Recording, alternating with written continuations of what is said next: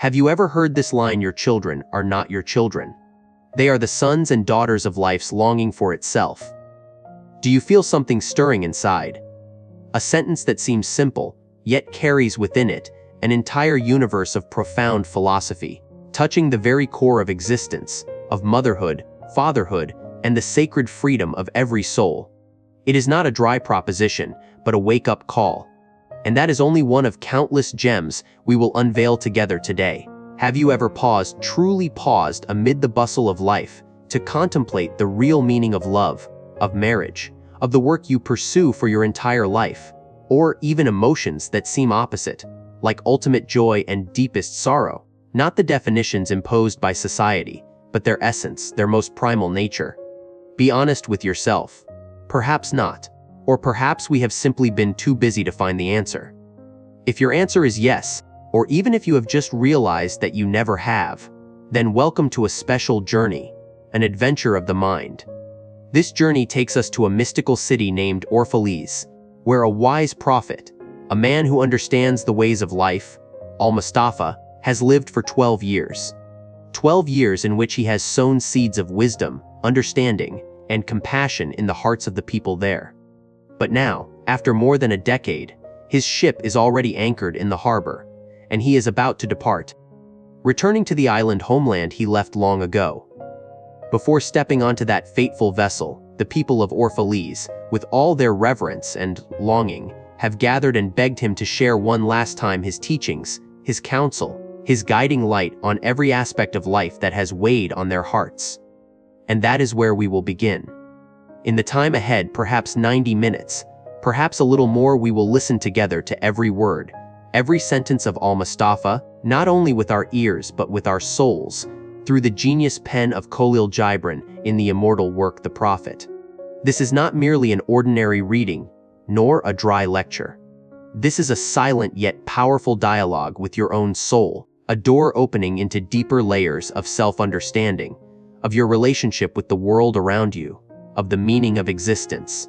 It will be an inspired contemplative journey, where each word is not just information, but an invitation to pause, breathe, and see your life from a fresher, truer, and deeper angle than ever before. Let your heart widen, and let your mind be ready to receive something extraordinary. My dear friends, kindred souls searching for stillness and meaning, have you ever, in the middle of life's chaos, suddenly stopped and asked, "Is there a book that can speak for my heart, or guide me through life's crossroads?"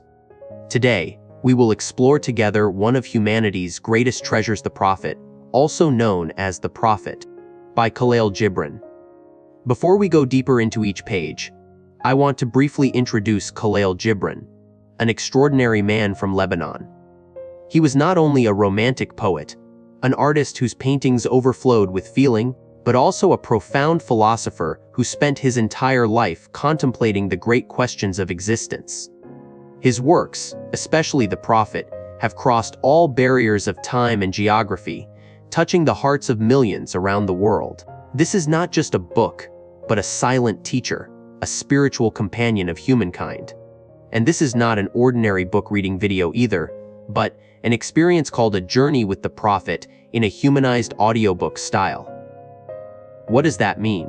Instead of simply reading every line, I will walk with you into a guided space of dialogue and reflection. I will share my personal perspectives, my own questions, the lessons I have drawn from each passage, and how I connect those ancient philosophies to our modern, hectic lives today. This is an open conversation in which I hope you will also find echoes within your own soul. I still remember clearly the first time I held The Prophet. I was quite young then, full of questions about love, happiness, career, and the pain of loss. That book did not give me ready-made answers. It did something more miraculous. It helped me ask better questions, deeper questions about myself and the world around me. The Prophet changed the way I saw everything, from love and marriage, to raising children, and even death. It is not a doctrinal book, but a gentle melody that guided my soul back to peace amid the turbulence of youth.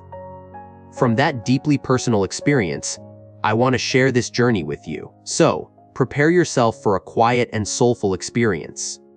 We will search together for rays of light, for fresh perspectives that can illuminate the path we are on and help us find answers to life's great questions. This is not a place for rigid definitions, but a place for you to feel, to contemplate, and to connect with ancient wisdom in your own way, so you may find peace and meaning in modern life. Let us begin this meaningful journey together. Chapter 1: The Return of the Ship. Hello everyone. Today we will embark together on a literary journey that I believe will touch your soul deeply. We are opening the first door of a great masterpiece, The Prophet by Kahlil Gibran. And the first chapter we will explore bears a truly meaningful title, The Return of the Ship. Imagine this. On a high hill overlooking the vast sea of the city of Orphalese, a man stands there. He is Almustafa, a sage, a prophet who has stayed in this city for 12 years. 12 long years in which he has lived with the people of Orphalese, sharing counsel, lessons, and his peaceful presence. For those 12 years, every day he stood on this hill, his thoughtful eyes fixed on the horizon, on the sea, waiting. The salty sea wind stroked his hair and cloak, carrying the scent of waiting and hope. That feeling of waiting, both the utmost patience and a kind of silent meditation, isn't it? Waiting for something great, a sign of destiny. And then, one early morning, while the mist still lingered over the water, a faint shape slowly appeared on the far horizon. First a tiny speck, then gradually larger, revealing the form of a ship. Not an ordinary ship, but the ship of destiny, the ship that would take Almustafa back to his homeland, to the island he had left so long ago. Its appearance in the enchanted dawn mist was a powerful symbol. It marked the end of a 12-year journey of attachment, and at the same time the beginning of a new journey for both Almustafa and the people he was about to leave behind. It was hope of return and the gentle sorrow of an inevitable farewell. News of the ship's arrival spread like wind throughout Orphalese. The people began gathering at the foot of the hill, crowding the space. You know, they were not just ordinary townsfolk. They were people who had loved Almustafa, who had listened to his guidance over 12 years. Their eyes held reverence, deep gratitude, and the heart-piercing pain of parting from a teacher, a friend, a spiritual guide. Sorrow filled the air, but deep in their hearts there was also a fierce longing. They wanted to hear his final teachings, words they knew would become precious provisions for their lives afterward. This emotionally charged moment of departure, with the ship waiting offshore and the crowd gathered below, created a singular setting. It was not a dull ending, but the beginning of the deepest discourses, the pearls of wisdom Almustafa would offer to the people of Orphalese before he left. Every word he spoke in this moment would become a compass for their lives' lessons on love, work, joy, sorrow, and even death. And that, my friends, is how our story begins, a return carrying both farewell and hope, a setting filled with emotion, waiting for wise words.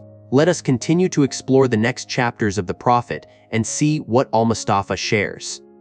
See you in the next part, Chapter 2, on Love. Hello everyone. We have already walked through the first reflections from The Prophet by Kahlil Gibran. Today, let us together with Gibran step into a land each of us has visited at least once: love. This is Chapter 2, on Love. Prepare yourself, because Gibran will not paint a merely rosy picture. From the very first lines, Gibran bluntly declares something shocking to many: love does not possess, nor would it be possessed. Think about it. We often tend to see love as a precious object to hold tight, to make ours.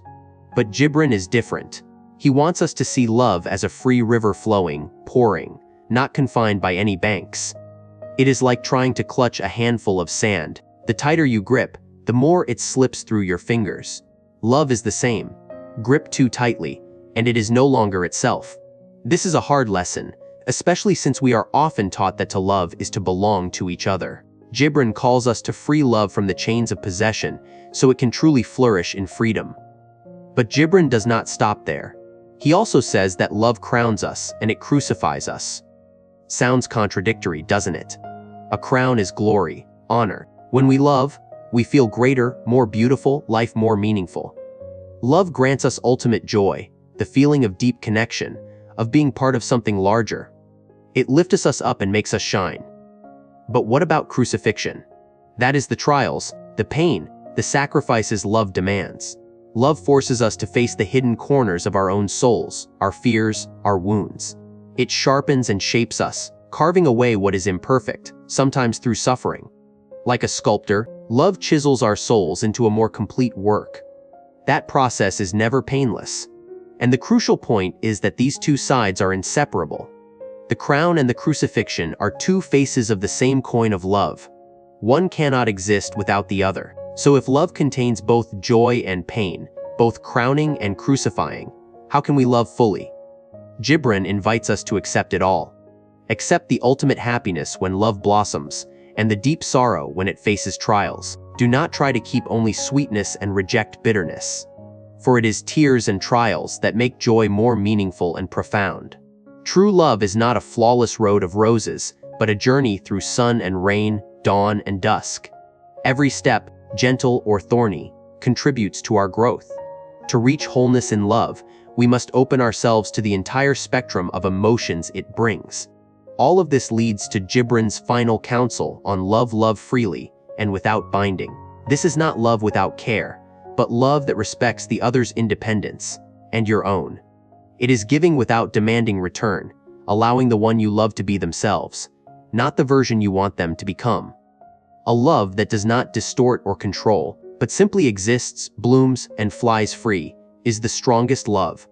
Love like waves meeting the shore, never trying to keep the sand, only offering freshness and then withdrawing, only to return again.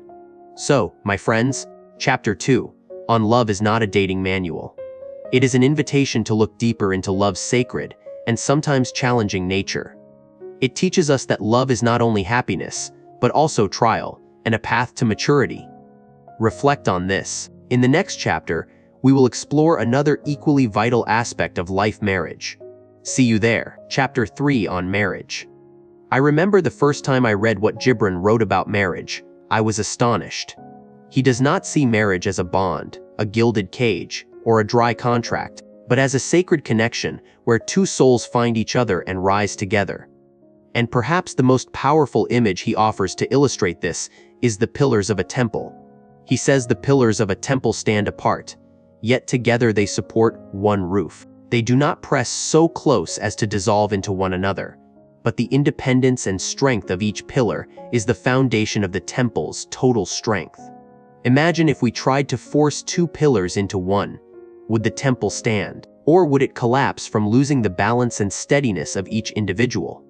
In marriage as well, two independent, solid people joining together create a bond far stronger than any attempt to turn two into one. It is companionship, not dissolution. From that image, Gibran leads us to another crucial truth: leave spaces in your togetherness. That sounds paradoxical, doesn't it? We often think love means constant closeness, no distance. But Gibran says it is precisely those spaces where love can breathe, where it can fly. Like two fires burning side by side, still needing air to sustain their heat and brilliance. Or like two wings on the same bird, each wing must have its own space to beat, so together they can lift the bird high and far. These spaces are not separation. They are respect for the other's private world, their passions, their interests, their moments of being themselves without being shaped by anyone else.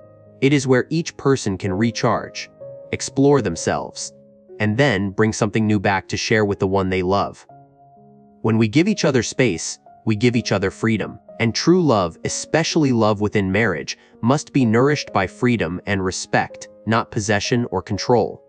A relationship in which both feel free to be themselves and to grow in their own way is the one that truly endures. Love is not holding someone beside you at any cost. Love is watching the one you cherish take flight and smiling, knowing they will always want to return home because it is where they find peace, understanding, and freedom. And here is the core point. Gibran helps us clearly distinguish between binding and sincere commitment. Binding is a burden, an external force, an invisible shackle we place on ourselves and on our partner. It is often accompanied by fear of loss and possessiveness. Sincere commitment, on the other hand, is a choice. Each day you wake up and choose that person again, building a life together, not because you must, but because you love them and value that companionship. Marriage is not a stamped contract, but a promise renewed daily through love. understanding, and the freedom you give each other. So marriage, in Gibran's view, is not a cage, but a wide garden where two souls can grow freely yet still find each other under the same shade. It is sacred companionship in which two beings keep their own space, remaining independent within unity. A beautiful definition, isn't it? It brings peace and forms the foundation for a mature, deep, and enduring love.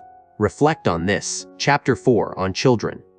Welcome to Chapter 4 of our journey into the Prophet by Kahlil Gibran, a chapter I believe will touch many hearts, especially those who are parents or those thinking about becoming one. Today, we speak of children. From the very first lines, Gibran makes a bold, almost shocking statement: your children are not your children. It sounds cold and distant, but as you go deeper, you will see a truth full of love and liberation. He explains, they come through you but not from you. This sentence contains the whole philosophy of parenthood. We are a channel, a bridge through which new beings enter the world. They carry life within them, but that life is not ours to possess. It comes from the universe, from a greater source, and we are fortunate to witness and accompany their first steps. I think of it like a river flowing through you. You can feel the water, but you cannot hold it and call it yours. Gibran continues with a beautiful and powerful image.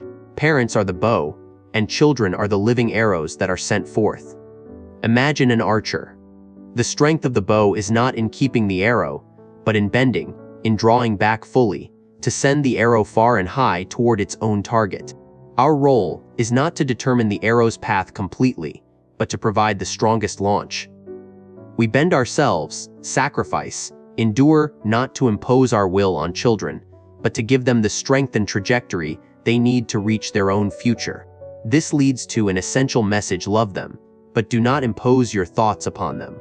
We love our children so much that we want them not to repeat our mistakes, to achieve the dreams we could not.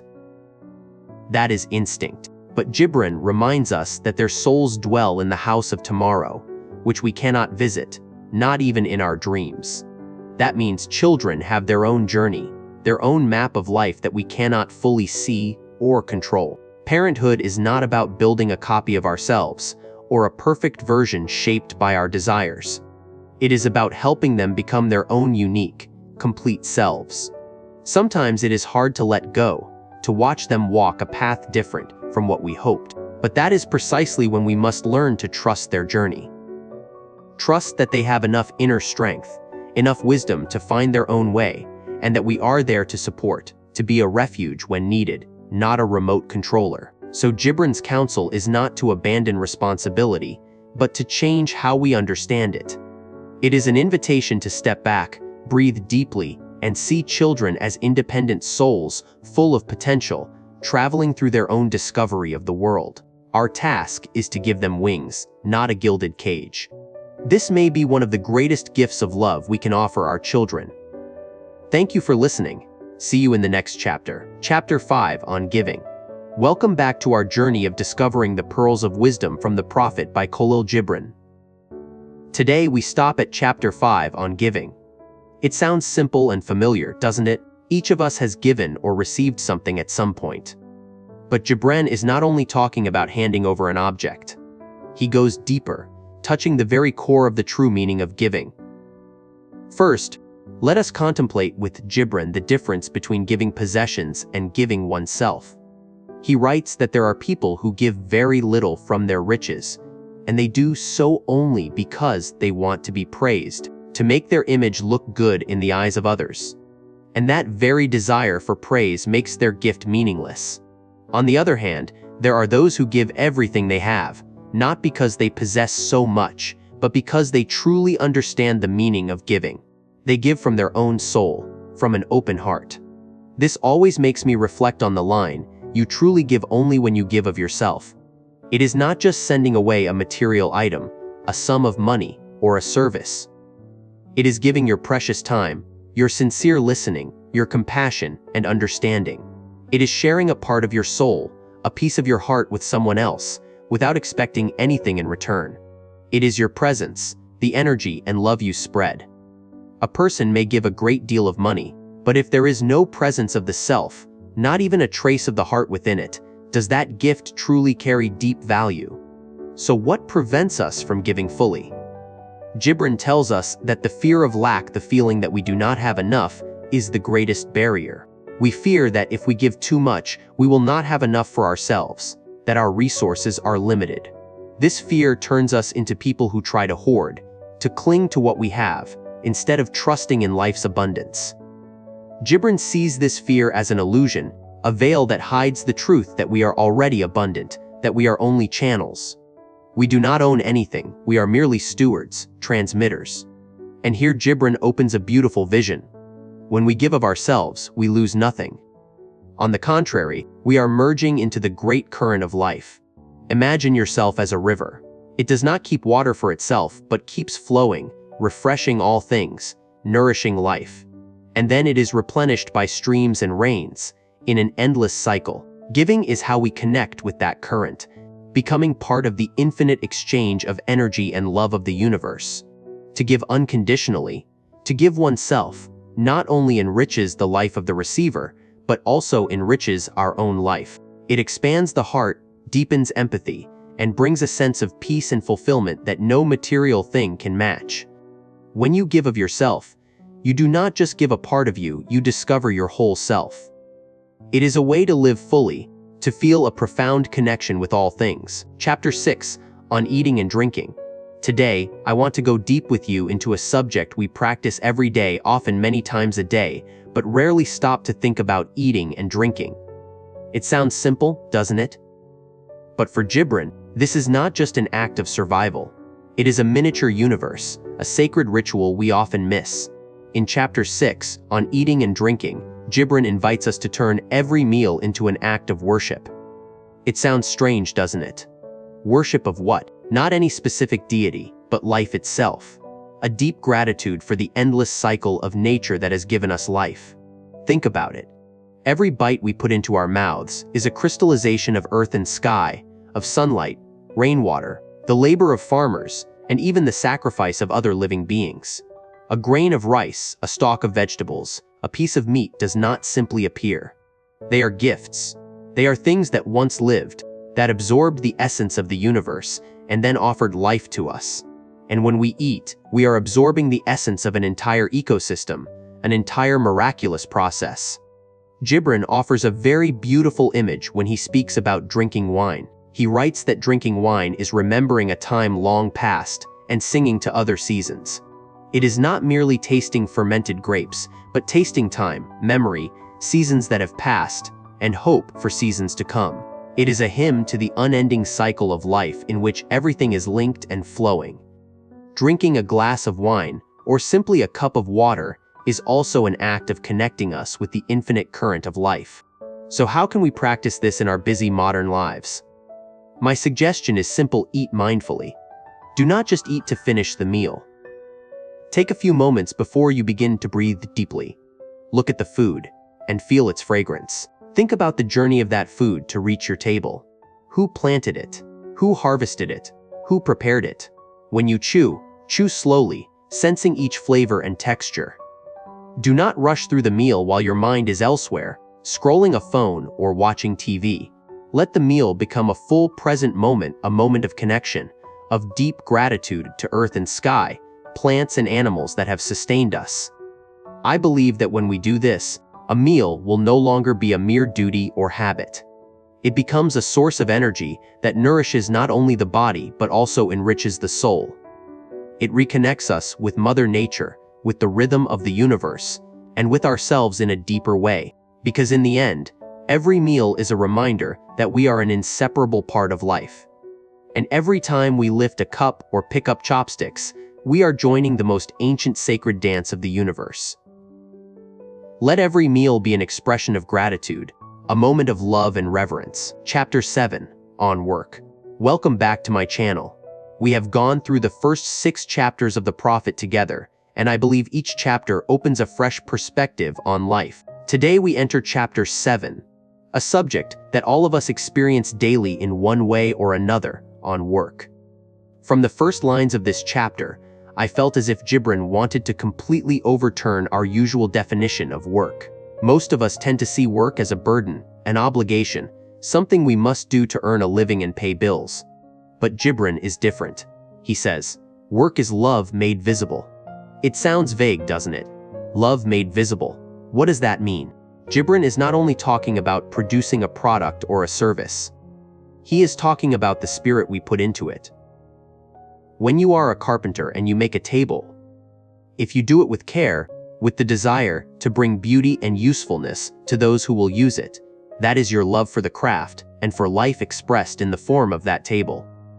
It is no longer just a piece of wood, but a work infused with devotion. This makes me think a lot about my own work, this content creation work, for example. If I simply read a book and summarize it dryly, it would be heavy labor. But when I read, reflect, look for ways to explain it as closely as possible to you, then record and edit with the hope of bringing value to listeners, that is how I turn my love for knowledge and sharing into something audible. Do you see yourself in moments like that? When you cook for loved ones, when you tidy your room however small it is, but you do it wholeheartedly. Gibran goes further by saying that even the smallest tasks, if done with joy and meaning, can become an offering.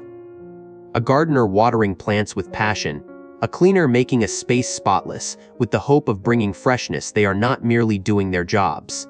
They are placing a part of their soul into it. They are beautifying life through their actions. Joy comes from offering. Even if no one sees or knows the specific effort, the doer still feels satisfied for having done their best. And here is a point I find very powerful. Gibran says that worse than doing nothing is to work with hatred, with an unwilling heart. I call that a terrible waste. When you force yourself to do something you despise, you not only harm yourself with negative energy, but you also ruin the product or service you create. It is no longer love made visible, but perhaps hatred packaged and delivered. Better not to do it, better to spend time seeking something that truly ignites passion than to sell your soul each day to work you do not love. Finally, work, for Gibran, is not merely to serve oneself. It is a way to connect with humanity, to offer and to serve. When we work consciously, with care and love, we contribute to a larger picture of life, helping build a better world, even if only as a small brick. Work becomes a prayer, an act of gratitude for life, which has given us talents and opportunities to express ourselves. So perhaps it is time to look again at our work. Is it a burden, or a way for your love to become visible? A way to express your talent, creativity, and dedication to life? I hope that after this chapter, each of us will find deeper joy and meaning in what we do, and make work not a handcuff, but wings that help us fly higher. Share your thoughts in the comments, and do not forget to subscribe so you won't miss the next chapters. See you in Chapter 8. Chapter 8 on Joy and Sorrow. There is a line from Gibran that I deeply cherish, one that goes straight to the heart of the matter. The deeper sorrow carves into your being, the more joy you can contain. It sounds strange, doesn't it? How can sorrow make space for joy? But imagine this: a cup, if it had never been hollow inside, could never hold anything. Sorrow, in a way, is the process of carving deeper, creating cracks and empty spaces in our soul. Each crack caused by sorrow is not simply loss, but a new space made ready to be filled with richer and deeper emotional experiences, especially joy. The hardships, losses, and pains we endure make us more mature and more compassionate, and therefore our capacity to feel joy widens. This brings us to another truth Gibran wants to emphasize: joy and sorrow always walk together. Have you ever noticed that when you are at the peak of joy, somewhere in your mind there appears a gentle remembrance of past sorrows, or a fleeting awareness that this moment too will pass? And conversely, even in the depths of sorrow, there is always a spark of hope, a memory of happiness that flashes, or at least the awareness that this sorrow will also pass. Like day and night, light and shadow, you cannot have one without the other. They exist together, leaning on each other to shape our experience of life. We often try to avoid sorrow at any cost. When we are sad, we distract ourselves, searching for instant pleasure to fill that emptiness. Yet Gibran gently but firmly invites us to accept sorrow as a natural part of life, just as we accept joy. Acceptance does not mean drowning in it. It means allowing it to exist, feeling it, and understanding that it has a role in our journey. When we try to push sorrow away, we also push away the chance to understand ourselves more deeply, to heal, and to make space for better things. Sorrow is an uninvited guest carrying precious lessons, if we are willing to open the door and listen. And finally, the most important thing understanding sorrow is what makes our joy deeper, richer, and far more meaningful. Think of someone who has survived a serious illness. Their joy in being alive and healthy will surely be more intense and truthful than someone who has never faced the fear of death. Contrast creates depth. When we have tasted sorrow's bitterness, we truly savor joy's sweetness in its fullest sense. It is not a passing pleasure, but a profound appreciation, a sincere gratitude for every happy moment. So, my dear friends, Gibran opens a new way of seeing joy and sorrow. They are not enemies, but indispensable companions on life's journey. Embrace both, because fullness of experience is what makes a complete and rich self. When we accept sorrow, we open our hearts to receive joy more fully. Chapter 9, on houses. Welcome back to our journey through the Prophet by Kahlil Gibran. We stop at a chapter that seems very familiar, yet holds astonishing depth on houses. Gibran begins with a sentence that makes us reflect, "Your house is your larger body." At first it sounds strange, but think about it. A house shelters us from sun and rain, wind and cold, like skin protecting the body. It provides warmth, safety, and space for us to rest, recover, and grow. Every wall, every window, every roof tile seems to be an extension of ourselves, a shell we have built. When we step into our home, it feels like returning to a part of ourselves. The house breathes with our heartbeat, holding our warmth, our scent, and the traces of our life. But the story does not stop at protection. Gibran says your house is a mirror reflecting your most secret longings. Look at your living space. What does it say about you? Is it minimalist and tidy, reflecting a soul that loves clarity and order? Or is it filled with books and keepsakes, revealing someone introspective, nostalgic, and devoted to knowledge?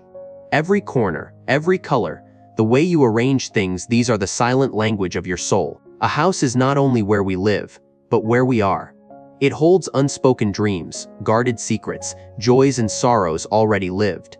It is a wordless diary of our life. Yet Gibran also offers a subtle warning. No matter how beautiful and comfortable a physical house may be, it is still a prison if our soul is trapped. Gibran says your house shall not confine your spirit. Spirit cannot be locked inside any physical structure. It longs for freedom, for flight, for new horizons. Are we clinging too tightly to the safety and comfort of four walls, forgetting that the world outside and the world within us is far larger? A physical house is a support, but not the soul's final destination. The soul can fly through closed doors and high walls to seek truth and endless beauty. So how do we create a home that is not only a larger body and a mirror, but a truly nourishing space? It is not just choosing paint colors or buying nice furniture. It is about breathing life and meaning into every corner. A place where you feel safe to be yourself, where you can recharge, where new ideas are born, where love is cultivated. Turn your home into a temple for both body and soul, a place not only for eating and sleeping, but for meditation, reading, meaningful conversations, and simply living fully and honestly as who you are. That is it, my friends. Gibran's chapter on houses is not only about bricks and mortar. It is about us, about how we build our inner life and our surroundings. Remember that wherever you are, your real home is always where your soul feels peaceful, free, and loved. Chapter 10, on clothes. Gibran says that your clothes hide your beauty, but they do not hide your ugliness. A blunt and rather naked line, isn't it? It made me think a lot. Clothes originally served to cover our bodies, protect us from the weather, and shield us from unwanted gazes. They are a curtain for privacy and modesty. But sometimes they become a shell too thick, hiding our natural beauty, our truth, and even the scars that make us who we are. Have you ever felt that way? That you are wearing something that is not truly you, just to fit some standard? And here is another interesting thing, the contradiction between freedom and modesty that clothing brings. We use clothes to express our personality and uniqueness. A carefully chosen outfit can make you feel confident, strong, even invincible. It is a form of personal artistic expression. Yet social pressure and standards of so-called modesty often shape how we dress. Sometimes we are stuck between wanting to reveal ourselves and fearing judgment. Gibran seems to ask, what matters more, the freedom of the soul or the outer shell? This leads to an important warning from the Prophet. Do not let clothing become a cage or chain for your soul. Think of the times we buy something only because it is trendy, or because someone says we must dress a certain way to look good, or the times we abandon a favorite outfit because we fear strange looks from others. When clothes stop being a tool for expression and start controlling us, imprisoning us in patterns, that is when we lose part of our freedom. So what should we do? Gibran does not ask us to be naked in order to be free. He encourages us to choose clothing consciously, as a way to express our true self, rather than chasing fleeting trends or social prejudices. Wear what makes you feel comfortable, confident, and most importantly, honest with yourself. Clothes should be an extension of your soul, not a mask or a prison. Let every thread and stitch tell the story of who you are and the journey you are on, instead of being a copy of someone else. In the end, the lesson about clothes in the Prophet is not only about fabric. It is about truth, freedom, and the courage to be yourself before any mirror or any gaze. I hope this chapter has offered you fresh reflections. See you in the next chapter, Chapter 11 on buying and selling. Welcome back to our channel. Today, we will turn together to Chapter 11 of the Prophet, a chapter titled on buying and selling. It may sound dry, but Gibran turns it into a hymn of ethics and spirit in our everyday lives, a perspective that we may have forgotten in this hurried rhythm of life. Try to imagine this for a moment. When we talk about buying and selling, what is the first thing that comes to your mind? Profit, prices? Sometimes we forget that, in essence, this earth, Mother Nature, has generously bestowed everything upon us: fruits, grains, resources. We do not create them from nothing. So what is our task? It is to transform what the earth gives into values that serve life, and then exchange them. Gibran reminds us that everything is already present in the garden of the earth, like priceless gifts. We only need to reach out and harvest, and then share the results. This is a very important starting point. Abundance already exists. We are merely managers and distributors. So how should exchange take place? This is where Gibran emphasizes two key words: fairness and justice. A genuine transaction is not a battle for interests, but a meeting, a bridge between giver and receiver, where both feel respected and receive true value. It must be an act of love, of mutual respect. I trust that what I buy is worth the money I pay, and the seller trusts that their labor is rewarded fairly. When we trade with an open heart, it is not only goods or money that circulate, but also trust and human kindness. But alas, reality is sometimes very different. Gibran warns powerfully against those he calls exploiters, people who see only profit and forget human value, the value of labor, the value of relationship. He says they have turned the marketplace into a battlefield where they hunt prey, profiteering from others' poverty or ignorance. When the scales of fairness are tilted by greed, when one person seeks to profit from another's hardship or lack of knowledge, commerce is no longer exchange but exploitation. It creates deep chasms, injustices that we see everywhere around us. That is when spirit is destroyed, trust is lost, and the whole community is wounded. So what is the way out? Gibran paints a beautiful vision, an economy rooted in generosity and mutual respect. Imagine a world where every transaction is not merely buying and selling, but an exchange of value, trust, and kindness, where the seller does not only want profit, but also wishes to offer the best product and the most sincere service, as if giving a gift. And the buyer does not only look for a bargain, but also honors the effort and talent of the maker. This is a call for us to look deeper into the nature of every exchange, not only price, but true value, not only personal profit, but the shared growth of the community. In short, Gibran's message in this chapter is not only for big business people, but for all of us who take part in buying and selling every day. He wants us to remember that real wealth does not lie in how much money we earn, but in how we earn it and how we use it to enrich our lives and the lives of those around us. Gibran draws a picture of an ideal marketplace where each transaction is a graceful dance of respect and love. It is not only a distant ideal, but a daily reminder for each of us about how we can bring spirit into even the most ordinary activities. Let every exchange be a blessing, an act of love and fairness, so that when we leave the marketplace, we take not only the goods, but also a warm heart and faith in human kindness. Chapter 12, on Crime and Punishment. Hello everyone, we meet again on our journey of exploring the deep layers of meaning in The Prophet by Kahlil Gibran. We will stop at what may be the most challenging chapter, but also the most humane one, Chapter 12, on Crime and Punishment. A topic that at first sounds heavy, yet Gibran turns it into a gentle reminder of our human interconnectedness. In life, when a crime occurs, our first reaction is often to criticize, condemn, and demand punishment. We easily draw a sharp line between the one who commits the crime and the one who suffers it. But Gibran, with his timeless wisdom, invites us to look deeper, beyond the shell of anger and judgment. He says something very powerful, and perhaps hard for many to accept: the harmed person is often not innocent of the injury. It sounds paradoxical, doesn't it? How can a victim not be innocent? Gibran is not blaming the victim. What he means is a deeper truth about interdependence. In a society that we all belong to, everything that happens is tied together by invisible threads. When one individual is harmed, perhaps the whole community has failed in its role of protection, in creating a safe environment. Like a tree struck by lightning, it may stand alone, but it is still part of the forest, and its collapse affects the entire surrounding ecosystem. The carelessness and indifference of the majority can sometimes become fertile ground for the seeds of crime to take root. And when we look at the offender, we often see a monster, a completely evil individual. But Gibran reminds us that the offender and the one who condemns carry burdens alike.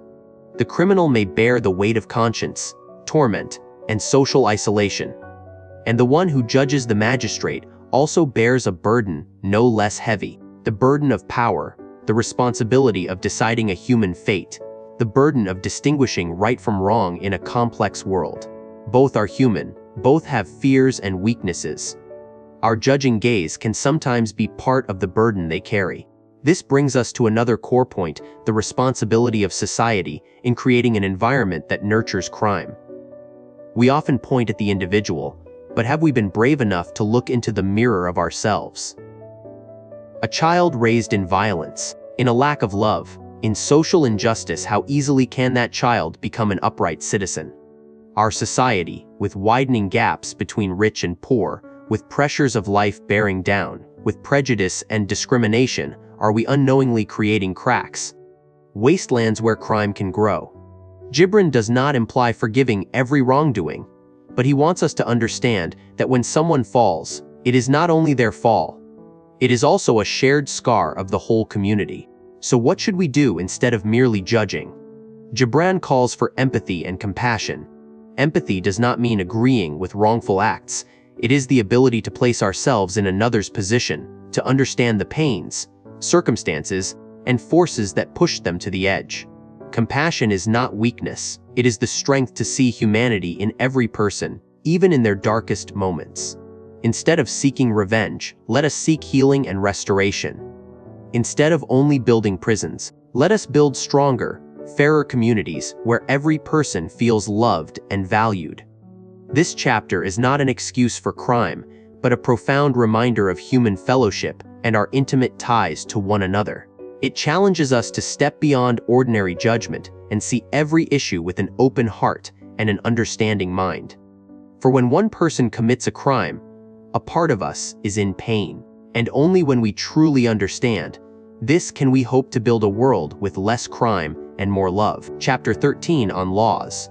It may sound serious, doesn't it? Laws, clauses, regulations. But Gibran does not see them as a collection of rules. He looks into their essence, into the relationship between human beings and the rules we ourselves have created.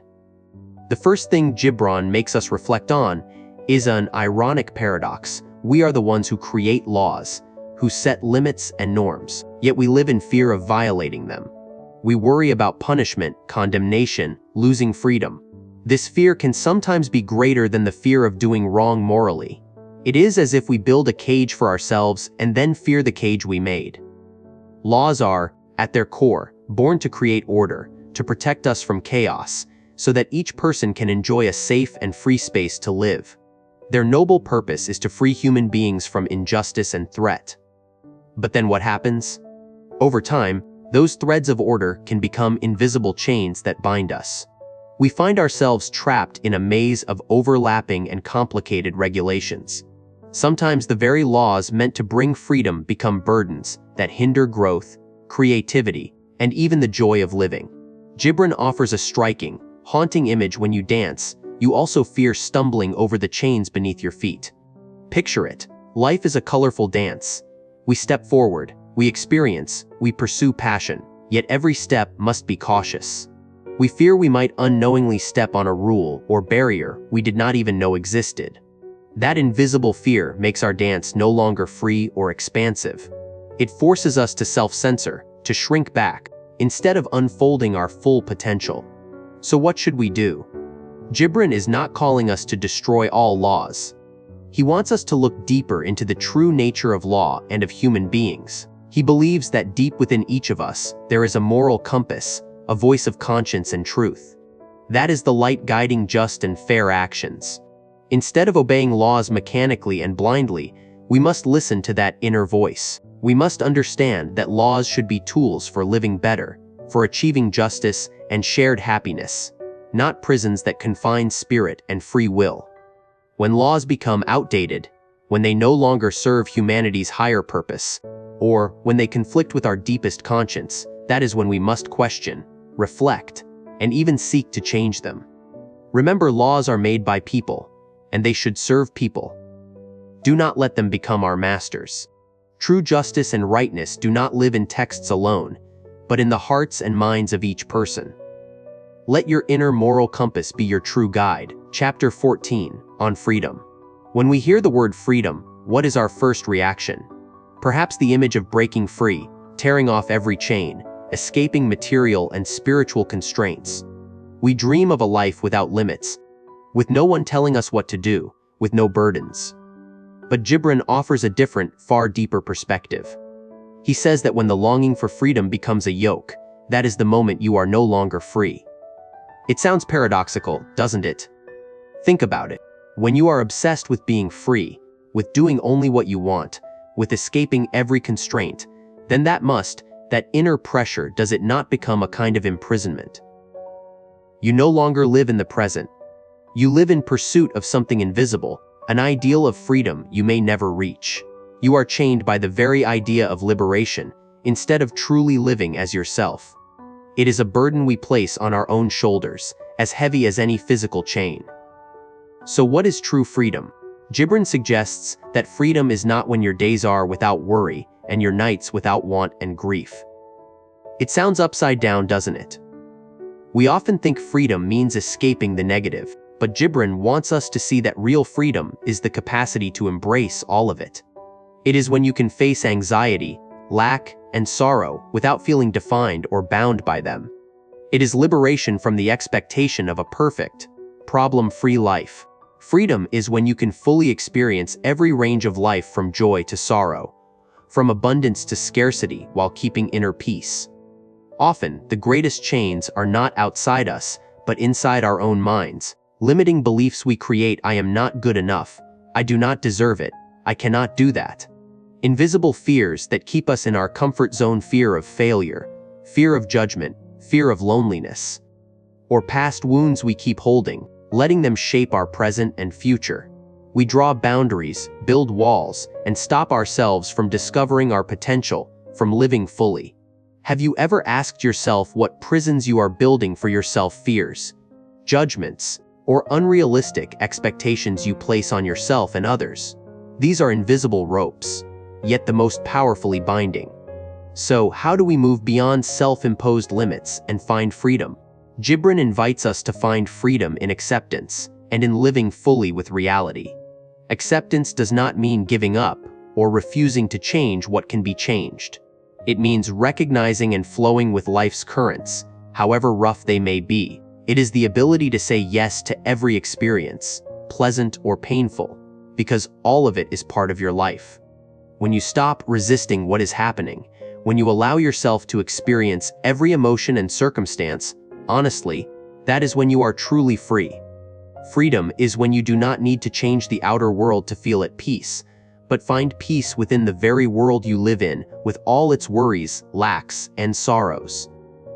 Gibran teaches that true liberation is not escape, but integration, a full acceptance of life as it is. His message about freedom is not an exit, it is a doorway inward.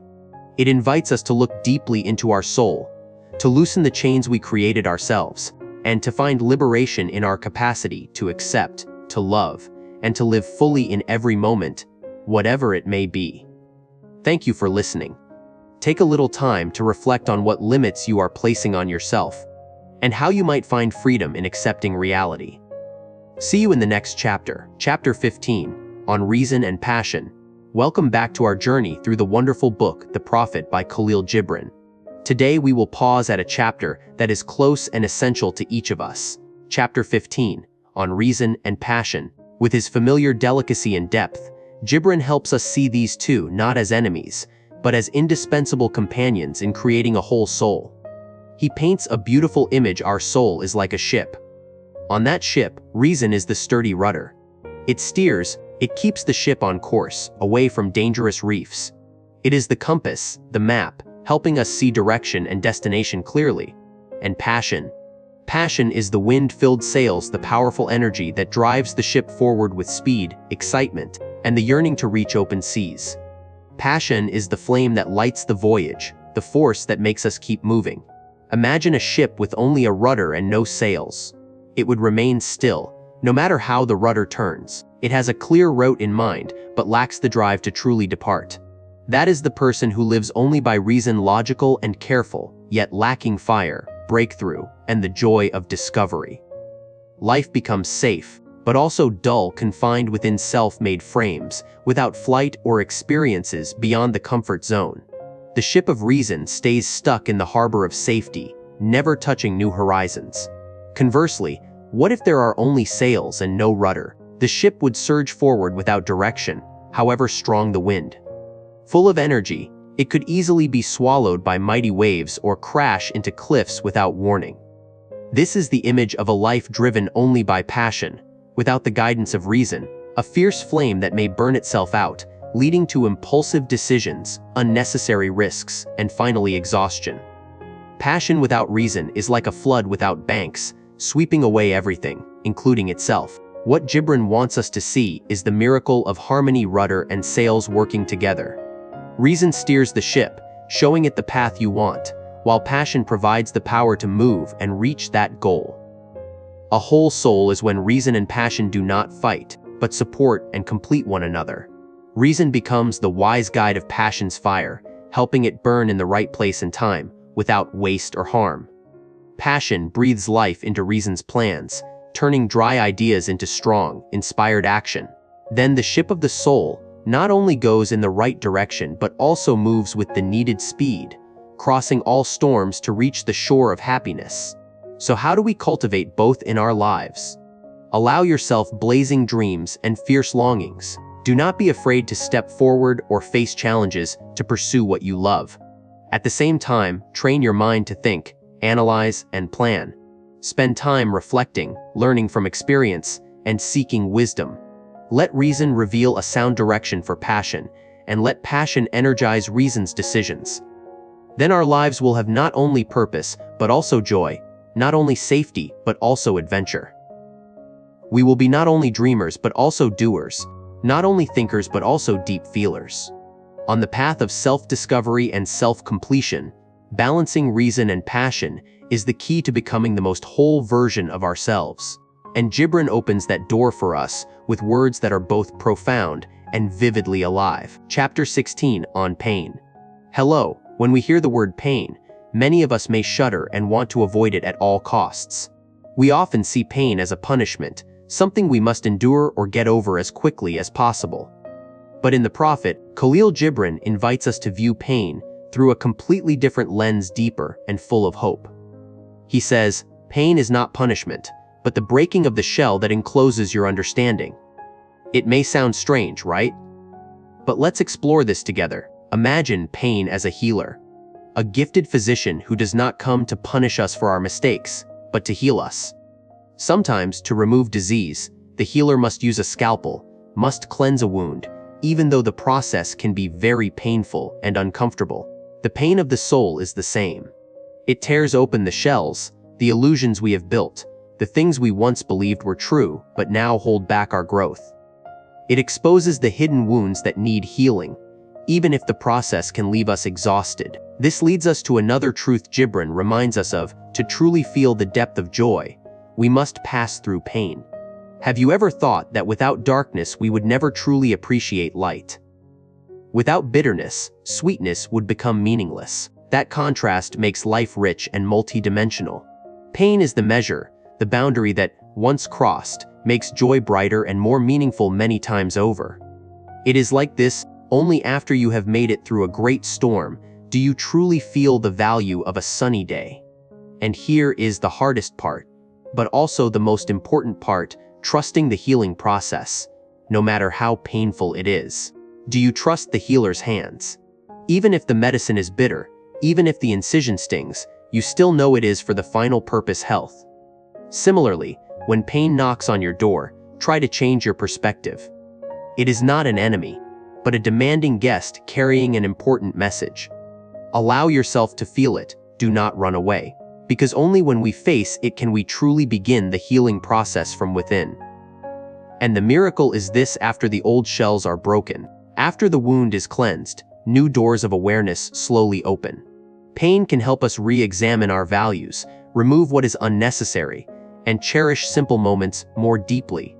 It can give us greater compassion for others, sharper wisdom to understand ourselves and the world around us. Sometimes, precisely in our weakest moments, we discover our greatest strength and understanding no book can teach. Pain is the necessary catalyst that pushes us beyond our comfort zone, helping us explore new depths of the soul. Therefore, perhaps Gibran is telling us: do not fear pain. See it as a strict but kind teacher, a necessary catalyst for the soul's growth. Listen to the message pain brings, trust your ability to heal, and you will see that from the deepest fractures, a stronger, more understanding version of yourself is slowly being formed. Chapter 17, on self-awareness. Our goal in this section is very clear. The journey of self-discovery is not a search outside, but a journey inward, recognizing that our soul is as deep and boundless as the ocean. It is an invitation to stillness, to listening to the echoes from our own heart. Gibran has a powerful line in this chapter that I think we should unpack together: speak what you know to be true today, and tomorrow truth will reveal itself. At first glance, it seems simple, but it holds a deep truth about how we approach knowledge and reality. It does not demand that you possess a final answer or an unchanging eternal truth. Instead, it encourages honesty with what you feel and trust to be right in the present moment. Truth is not a fixed destination, but an ever-moving current.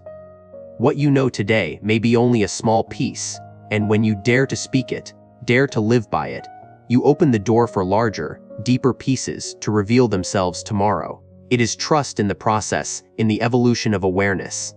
And that is also why knowledge of the self cannot be transmitted through words, lectures, or from anyone else. It must be a personal discovery, a journey you must step into yourself. Just as you cannot truly understand the taste of a fruit through someone else's description, or feel love through definitions alone. To know, you must taste, you must love, you must experience. Self-knowledge is the same. It is not in books, not in advice, but in every breath, every heartbeat, when you dare to face yourself. Gibran paints a beautiful image when he compares our soul to an infinite ocean. Try to picture it. On the surface, the ocean may be calm and smooth, or fierce with waves and storms, but deep below are undercurrents, hidden treasures, wondrous creatures we rarely notice. Your soul is the same. Outside the rush of life, the roles you play, the expectations of society. Inside a vast world deeper than anything you can imagine, containing every experience, every emotion, every potential, and every truth about you. To truly explore that ocean, we need time and stillness. In this noisy world, stillness seems like a luxury, yet it is the most essential thing for self-awareness. It is the moment we turn down the outer noise, the demands of hurried life, and listen to the voice deep within. It does not have to be complicated meditation. Sometimes it is simply a few quiet minutes of sitting still, breathing deeply, or walking in nature without distraction. Let thoughts come and go, and listen for what is truly speaking inside you.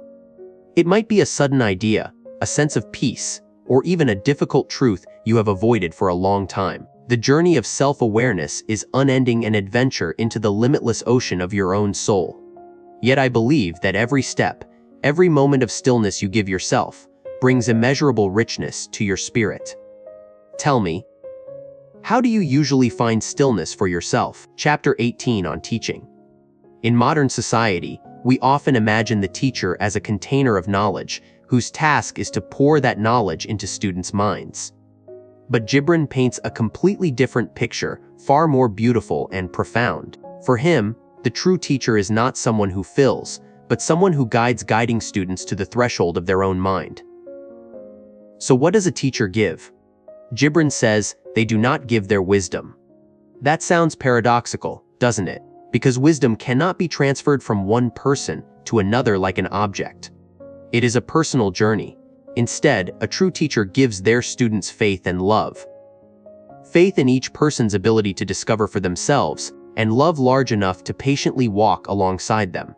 They plant seeds of curiosity and longing to understand, not ready-made answers.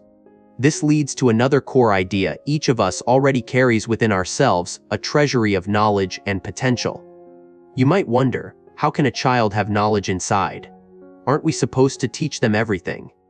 Gibran suggests that we come into the world with seeds of truth, of innate understanding. The question is whether we recognize and nurture them, like an acorn already containing the blueprint of a mighty oak. So, what is the real goal of education?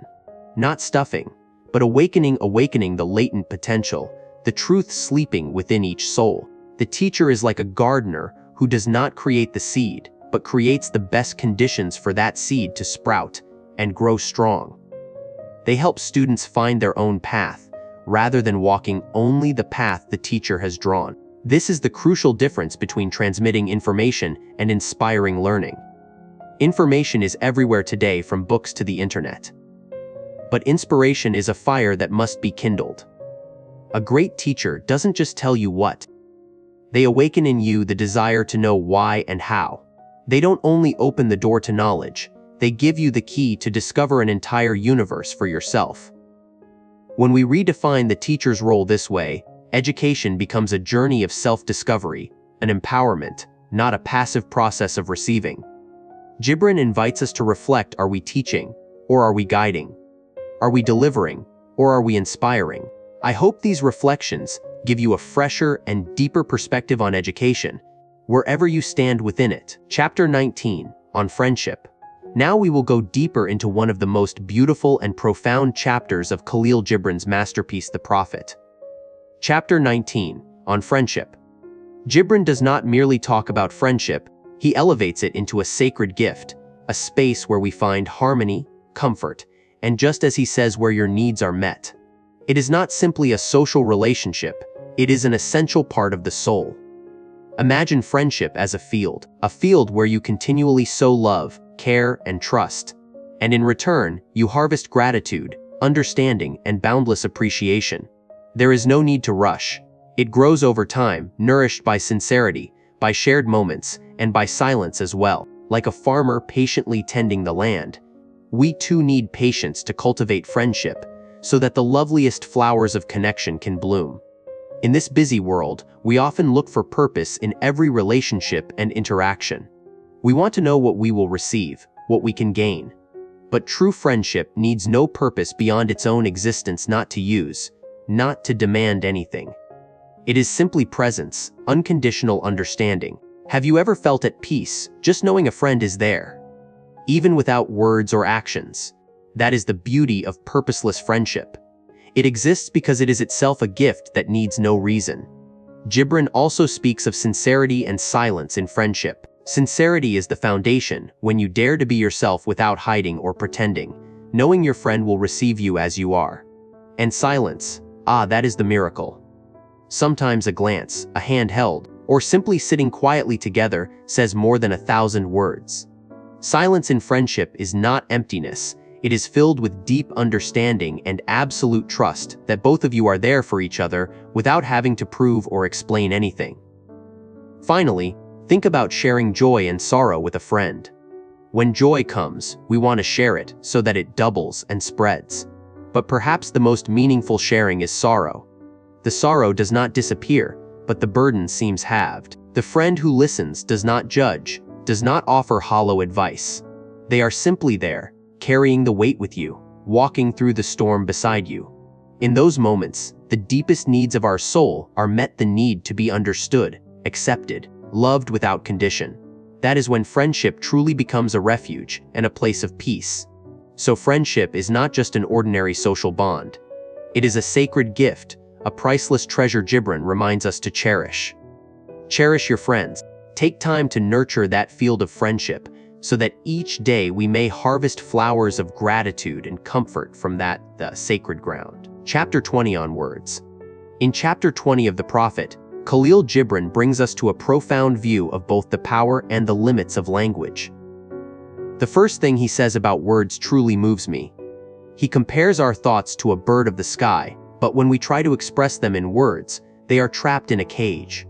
In that cage, the bird can spread its wings, but it cannot fly freely as it does in open space. Does this feel familiar to you? Have you ever tried to describe a complex feeling or idea and found language helpless? It is like trying to fit a star-filled sky into a small box. Words, no matter how beautiful, are only a finite tool for reaching the infinite nature of thought. Our thoughts are boundless currents, words are narrow banks trying to shape them. We must accept this limit so that we are not too disappointed when language cannot carry the whole meaning. We live in an age where everything seems encoded into words and text: social media, news, podcasts, YouTube, billions of words produced every second. But do more words mean more meaning? Gibran warns us against speaking too much, speaking before thinking deeply enough. Words are like seeds. If you scatter them hastily, without choosing good soil, they will hardly grow into anything valuable. I have had moments of speaking excitedly and endlessly, only to realize later that I was creating noise or worse, misunderstanding. Hasty, careless words can create cracks and distances we never intended. And this is where we need the strength of silence. Silence is not emptiness, but a space for things to settle and arrange themselves. When you are silent, you begin to listen, not only to sounds, but to what is unspoken, the feelings and intentions beneath the surface. I believe the deepest conversations often contain precious pauses where two souls truly communicate without sound. Silence is the glue that fits the pieces of a conversation together, forming a fuller picture. Words have extraordinary power. They can connect distant hearts, heal wounds, ignite hope, but they can also divide and build invisible walls between people when we use them to judge, criticize, or block understanding. Every word we speak is a brick. Will we use it to build a bridge toward understanding and compassion, or a wall that blocks empathy? Let your words be bricks placed carefully, with the intention to build rather than destroy. So before you speak, take a moment to reflect. Let your words be birdsong ringing in the free sky of good intention, not the desperate flapping of wings inside the cramped cage of superficiality.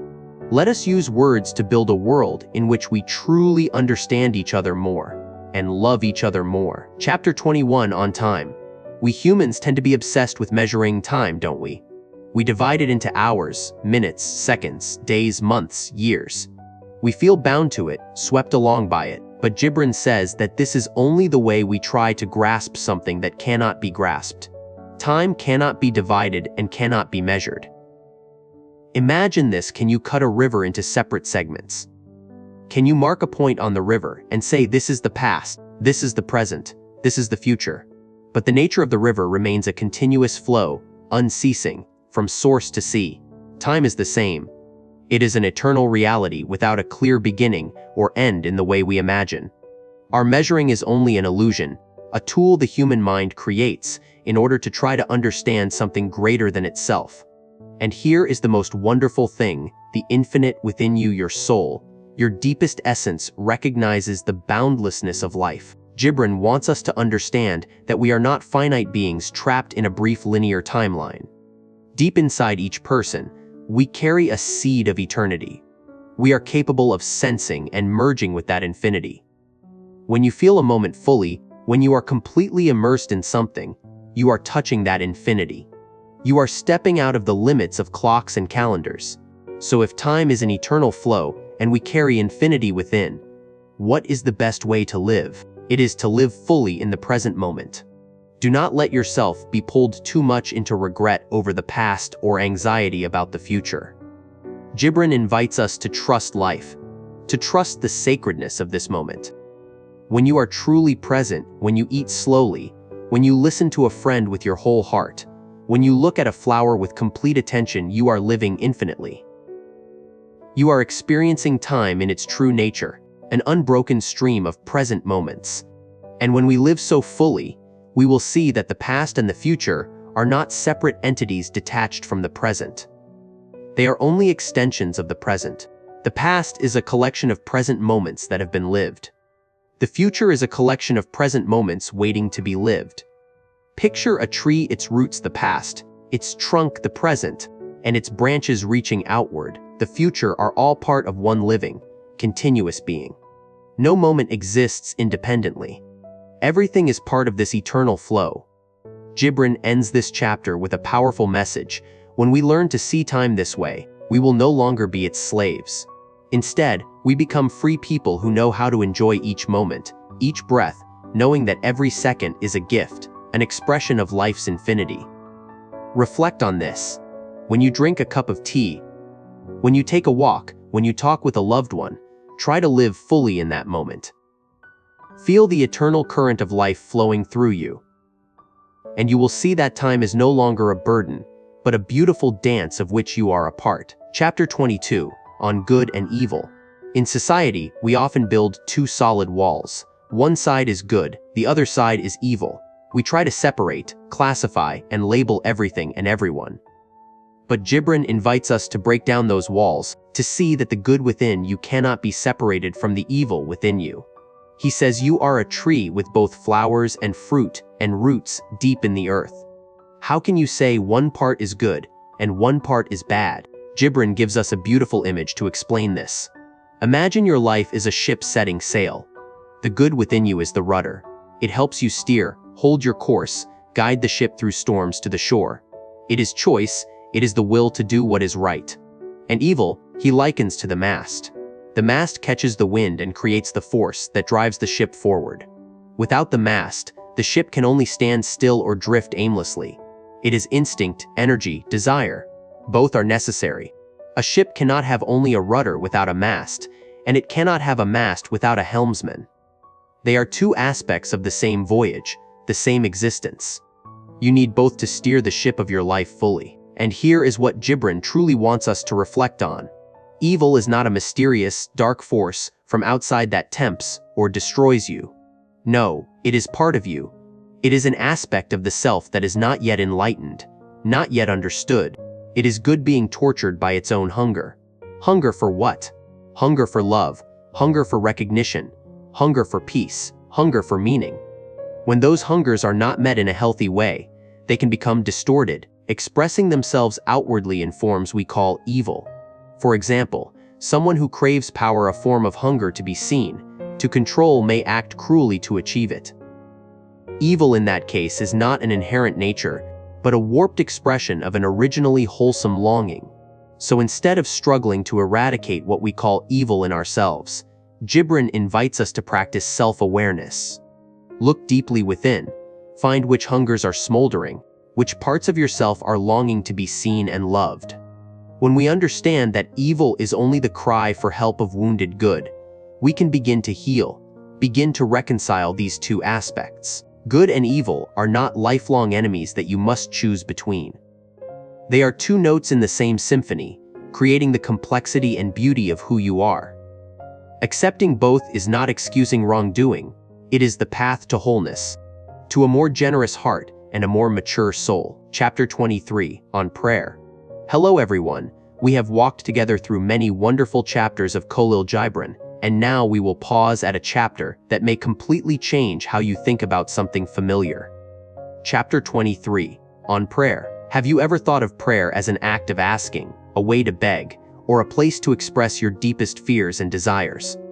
Most of us have, but Gibran invites us to look again, in a way so deep and unexpectedly different.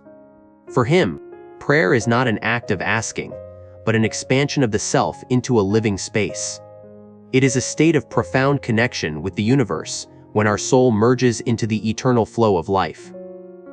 We usually remember prayer only when we meet hardship, when life pushes us into shadowed corners of challenge. But Gibran says to pray when joy overflows is as important as when sorrow covers us. When you laugh, you express gratitude, you open your heart to receive and share happiness. That, too, is a prayer. When you cry, you release and seek healing. You connect with an invisible strength to get through. That, too, is a prayer. Both are moments when we open ourselves to the universe. Gibran also reminds us of something that seems simple, but is deeply profound. You cannot receive anything unless you pray. Not because the universe refuses to give, but because you have not opened yourself to receive. Imagine you want to drink water, but you tightly close your cup. How can water flow in? Prayer, for Gibran, is the act of opening that cup, creating inner space so that good things can come and fill it. The true nature of prayer is not separating yourself to speak to a distant supreme being, but dissolving into the whole, into shared life. When we pray, we are no longer a small, lonely individual, but an inseparable part of everything. We melt into the stream of universal energy, feel our connection with all beings, all dust, all stars. It is the moment when the boundary between the individual and the universe fades, and we realize we are one with all. So how do we turn every action in life into a prayer? Gibran suggests that it is the way we live each day. Imagine that when you cook a meal, you place all your love and appreciation into each ingredient and each step. That is a prayer. When you garden, feel the soil, each seed, the sunlight and the rain. That is a prayer. When you help someone without seeking repayment, out of pure love, that is also a prayer. Every moment of being, every breath you inhale and exhale can be a prayer, as long as you do it with full devotion, with love, with awareness of connection. It needs no ornate words, no specific sacred place. It needs an open heart and a spirit willing to merge with life. Gibran's prayer is an invitation to live fully, live consciously, and live in unbroken connection with the vast universe. It reminds us that we are never alone, that we are always part of something far larger and more beautiful. Try closing your eyes and feeling your breath. Feel life flowing in your veins, and connect with life flowing around you. Feel that connection. That is prayer. It is not a duty, but a privilege, a way for us to truly be ourselves in the eternal dance of life. Chapter 24, on pleasure. Gibran calls pleasure a song of freedom. What a beautiful expression! He does not see pleasure as sin or something to deny. On the contrary, he believes it is an essential part of the human experience, proof of our aliveness. But what is freedom here, and how do we avoid getting lost in that seductive melody? I think most of us often equate pleasure with what is easy, what stimulates the senses instantly: good food, fine clothes, brief celebrations, passing experiences. That is not wrong, that is also pleasure. But Gibran wants us to look deeper, to distinguish between a shallow craving that only satisfies temporary instinct and a higher pleasure with far deeper meaning. There is another kind of pleasure, a deeper fulfillment that comes from the spirit itself. It is the joy of creating something new, the delight of sharing love and knowledge, the peace of connecting with nature, or simply the wholeness you feel when you live true to your values and your heart's calling. True pleasure is not separate from your spirit. It is not something you seek outside, but something you welcome from within, when your soul is open and in harmony with the universe. It is the echo of freedom when your soul can be itself unbound, unafraid. So should we refuse pleasure? Gibran does not say that. He does not promote blind austerity, nor does he encourage reckless indulgence. He seeks balance. Imagine it: a life without moments of delight, without sparkling rays of joy, would be bland and tasteless. But if we chase pleasure without regard for consequences, it becomes a monster that devours us, leaving emptiness and regret behind. Balance here means listening to your body and your soul, knowing when enough is enough, knowing when to stop. It is mindfulness in experiencing life, so that pleasure is a wonderful seasoning, not the main dish that makes us sick of it. Gibran offers a lovely image. Pleasure is a flower, brilliant, fragrant, inviting. Who does not want to pick a flower? But if we keep picking flowers and forget the roots that nourish them, forget the waiting for the sweet fruit that comes from the flower, then what? The roots here may be honest labor, patience, understanding the value of what we enjoy. The sweet fruit is the lasting result: wisdom, sustained happiness that pleasure brings when experienced consciously. Chasing only the flower while forgetting the root and the fruit leaves us running after the superficial, and in the end feeling empty, with nothing to hold. What Gibran wants to tell us is this: enjoy pleasure, but do not let it control you.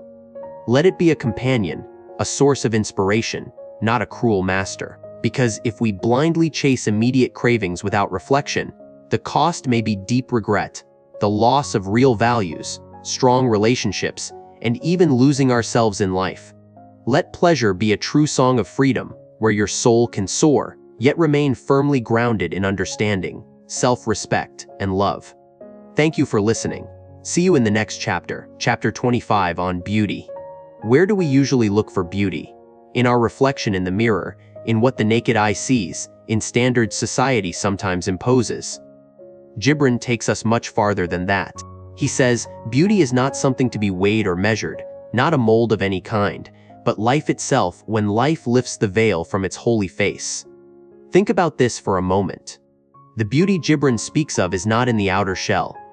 It is not flawless skin, flowing hair, or a perfect body.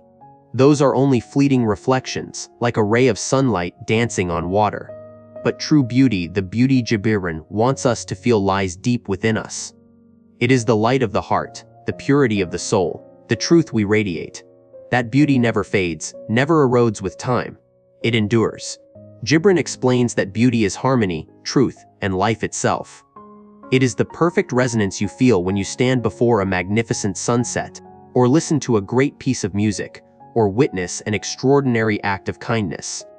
Beauty is not a separate object, but a state, a vibration you feel when everything blends in perfect accord. It is the most self-evident truth, needing no explanation or proof. Above all, beauty is life when life freely reveals its pure essence, unmasked by worry, prejudice, or falsehood. So how do we see this beauty? Gibran suggests that beauty cannot be seen with ordinary eyes, but with the eyes of the soul. To see true beauty, we need a beautiful soul, open, compassionate, loving, understanding. When we cultivate these qualities, when we remove the veils of judgment, envy, or superficiality, our vision of the world changes. Just as you need a listening heart to truly feel a great song, you need a loving and deeply perceiving soul to truly see the beauty hidden in all things. So I invite you to practice this every day. Ask yourself, what beauty did I see today? Not only to seek beauty, but to create it from a small act of kindness you give someone, a smile you offer, a sincere encouragement, or simply time spent contemplating the quiet of nature around you. Let our lives become a work of art, where each day is a brushstroke adding to the whole. Beauty is not a destination, but a journey, an unending journey of discovery, both in the outer world and in the inner universe of ourselves. Live a beautiful life, and you will see beauty everywhere. Thank you for listening. If you have ever had a special experience of seeing beauty in the way Gibran describes, please share it with me. I would love to hear your story. Chapter 26, on religion. It may sound dry, or even sensitive, but Gibran brings a truly profound and humane perspective, inviting us to reflect on the true nature of faith and the sacred. He does not speak of complicated doctrines or elaborate rituals, but of action and contemplation in our daily lives. The first point Gibran warns us about is this: do not turn your faith into a window you only look through but never step into. Do you understand what I mean? It is when we stand outside, gazing at doctrines, moral principles, stories of a supreme being as if they are a painting on the wall, beautiful but separate from us.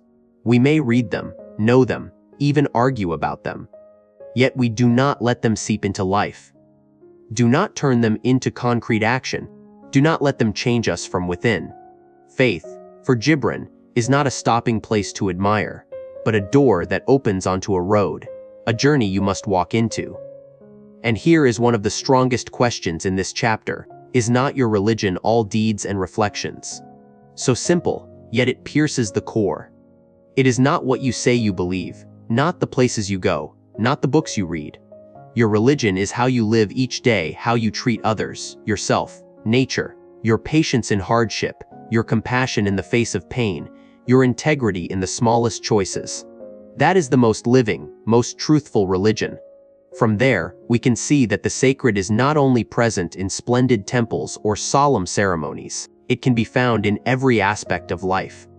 I remember once I was watering plants in the garden, saw a tiny sprout pushing up strongly, and suddenly felt a deep connection, a moment of life, of miracle. Or when you cook a meal for your family with all your love, when you listen to a friend in trouble with an open heart, when you quietly watch dawn or sun, these can all be sacred moments. They are times when you sense the presence of something greater than yourself, a connection with the universe, with life. Gibran seems to say, do not limit God or the sacred to any specific place, because it dwells in every breath and every action of yours. And this brings us to an important distinction between organized religion and personal spirituality.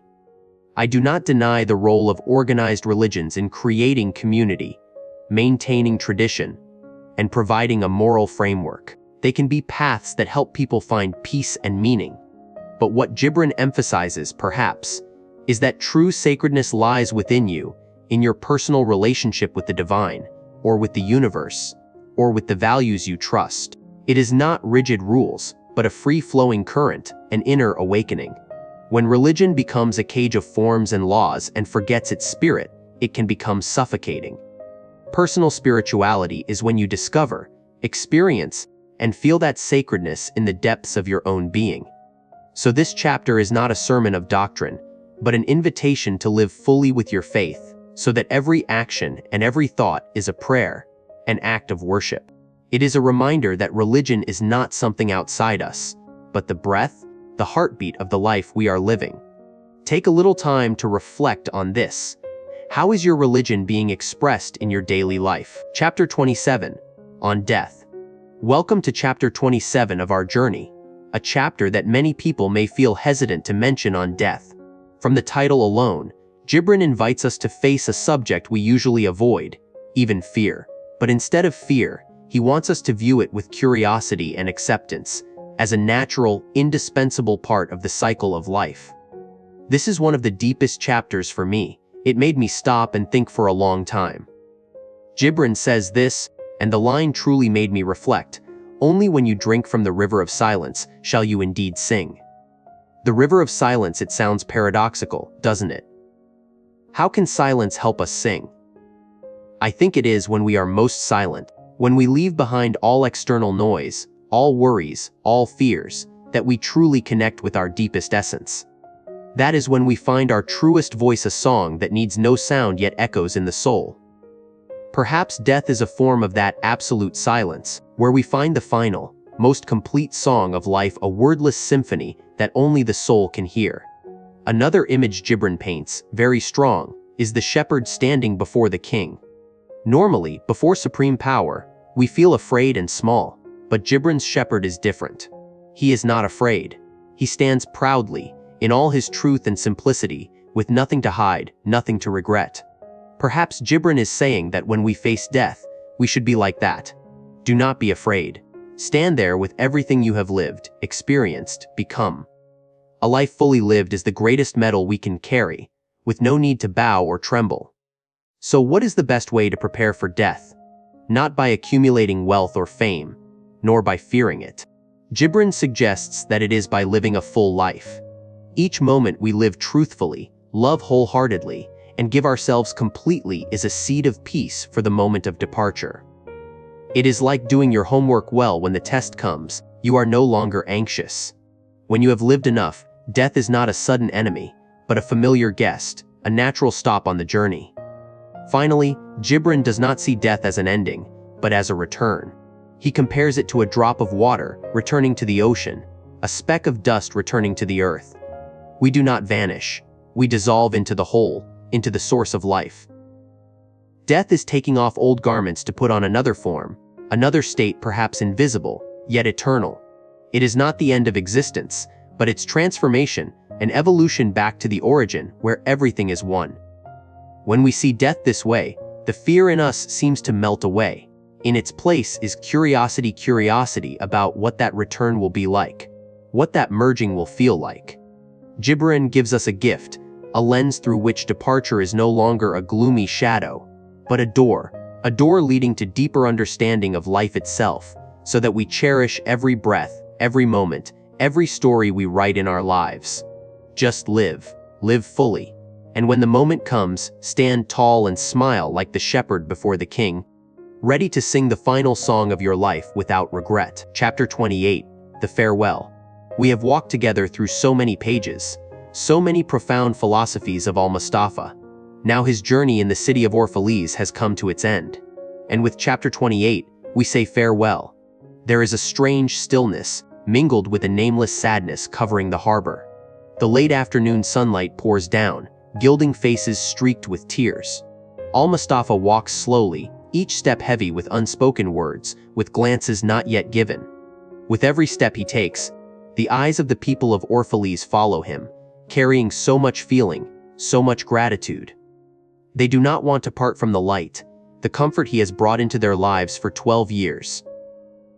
Tears keep rolling down their cheeks, as if a part of their soul is leaving with him.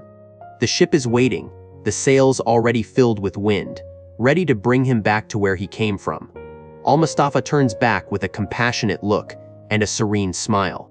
He speaks his farewell, not a parting full of agony, but a message of hope, a promise of return, though not in the way we usually think. A little while, a moment of rest upon the wind, and another woman shall bear me. A short line, yet carrying an entire universe of philosophy. This is not disappearance, but a powerful affirmation of rebirth, of the endless circle of life. Almustafa departs, but his spirit and thought will never be lost. They will incarnate in another form, another soul, somewhere, sometime. This is how great wisdom and love continue to exist, continue to spread, beyond all limits of time and space. For me, Almustafa's farewell is not only about his rebirth. It is also a message about the continuity of life, of spirit, of all that is good. Even if someone leaves us in one way or another, what they leave in our hearts, the lessons, the feelings, remains part of us. Like a river that keeps flowing, changing shape, while the essence of its water stays the same. Every ending opens a new beginning, a new form for what seemed to be lost. And so Almustafa passes beyond sight. The ship grows smaller and smaller until it is only a tiny dot on the vast horizon. The sadness is real, but the hope is no less. Hope in his return, not only of one person, but of eternal values, of wisdom and compassion. We believe that invisible threads connect us to one another, to the universe, and even to what has departed. What remains is a lingering feeling, yet also a deep peace and quiet optimism. The journey with him has closed one chapter, but his spirit remains here, within each of us. 7-day action plan, living like the Prophet.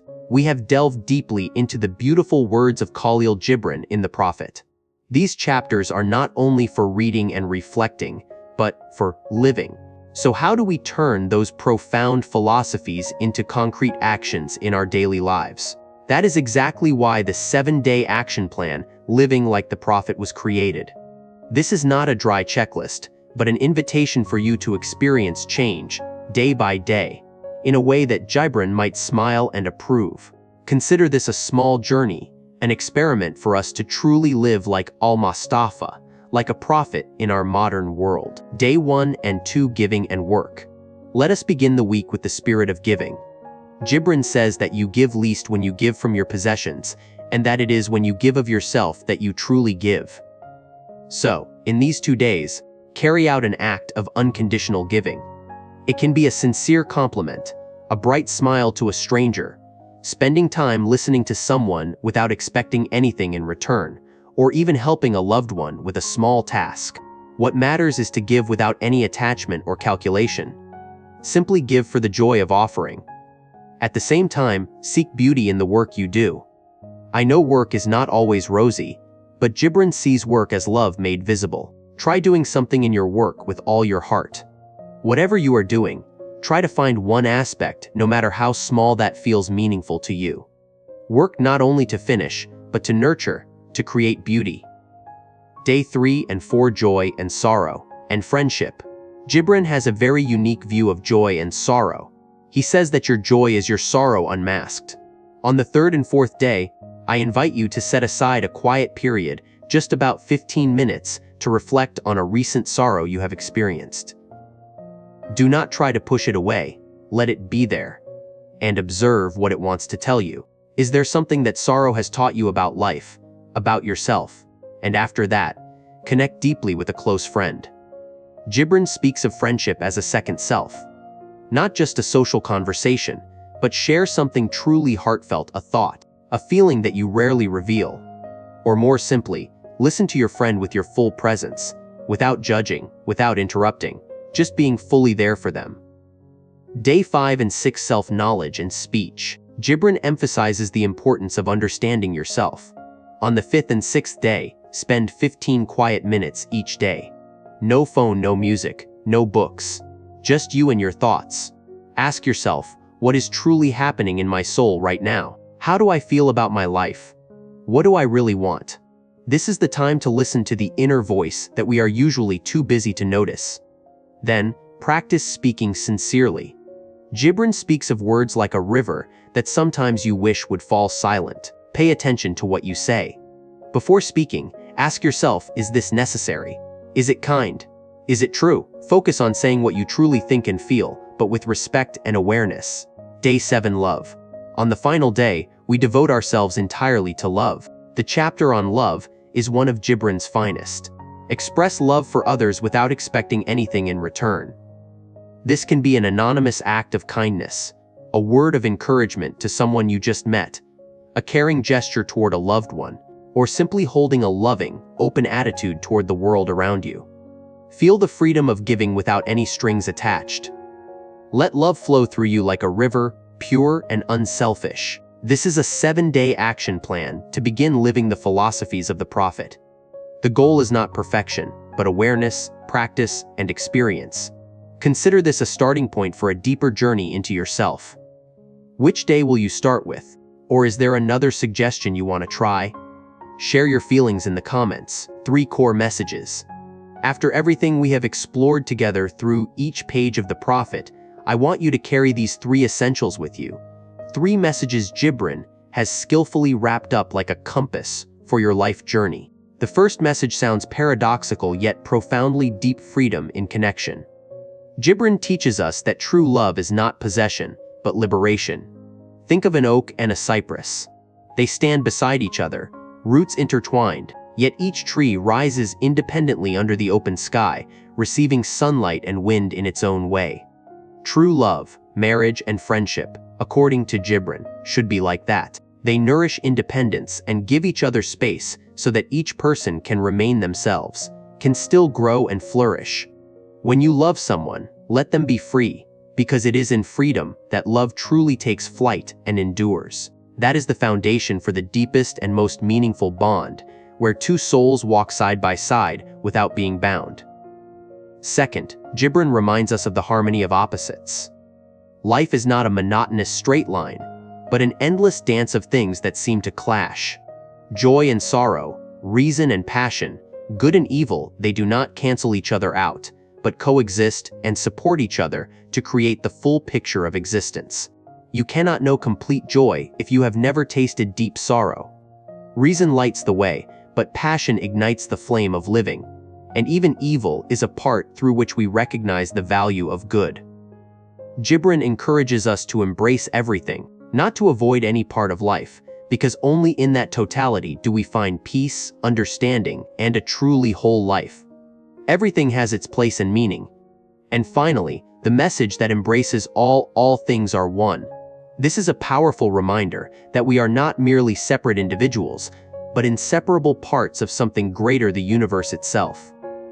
Each person is a drop in the ocean, a grain of sand in the desert, yet carries within them the nature of the whole ocean, the whole desert. Every action and every thought, no matter how small, creates a ripple that affects what is around us and beyond. We are one with nature, with those around us, and with the flow of time itself. Understanding this helps us live more responsibly, more compassionately, and cherish our existence within the grand tapestry of life. It gives us a sense of deep connection and meaning in every moment. These three messages are not dry teachings, but whispers from a wise soul, inviting us to reflect and live more deeply. I hope that when you close the Prophet, or simply finish this video, these ideas will stay with you. Let them be inspiration, a reminder of the beauty and complexity of life that Gibran has so brilliantly revealed. So we have walked together through a small part of the vast world of Kahlil Gibran, listening to the profound counsel that Almustafa offered before leaving Orphalese. What we shared today is only a small slice, a sparkling grain of sand in the desert of wisdom Gibran created. But this is not an ending, it is a beginning for a deeper journey of discovery. To truly feel the full depth, beauty of language, and to find the whispers meant for your own soul, I strongly encourage you to read the entire book, The Prophet. Every page is a private conversation Gibran offers each of us, a personal experience no video can replace. Let Almustafa guide you on your own journey. During our conversation, was there a passage, an idea, or a philosophy that touched you most deeply? Perhaps about love, marriage, joy, sorrow, or freedom. Share it with me and our community in the comments below. I would love to hear your thoughts, and I believe that through those shares, we will learn even more together. It is a way for each of us not only to discover ourselves, but also to connect, building a community that reflects and grows. The journey of self-discovery and the deep meanings of life does not stop here.